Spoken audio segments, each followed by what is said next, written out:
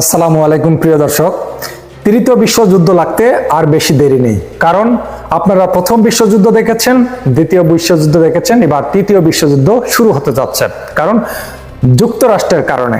প্রিয় দর্শক, আপনারা জানেন ইতিমধ্যে ইরানে যে বোমারু বিমান 2 সেই বিমান যে হামলা চালায় ইরানের 3টি পারমাণবিক স্থাপনায়, এটি হলো বড় ধরনের আন্তর্জাতিক আইন লঙ্ঘন করেছে যুক্তরাষ্ট্র, আর যার কারণে তৃতীয় বিশ্ব যে আর থেমে থাকতে পারবে না, যে কোনো সময় তৃতীয় বিশ্বযুদ্ধ শুরু হতে যাচ্ছে। প্রিয় দর্শক, চীন এবং রাশিয়া ইরানের বন্ধু, তারা আগে আছে এবং পরেও আছে।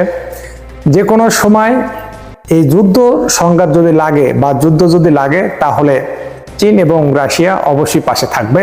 সৌদি আরব থাকবে কিনা এটা বলা যাচ্ছে না। প্রিয় দর্শক, এখন বেশিরভাগ ক্ষতি হয়েছে বর্তমানে ইসলিতে।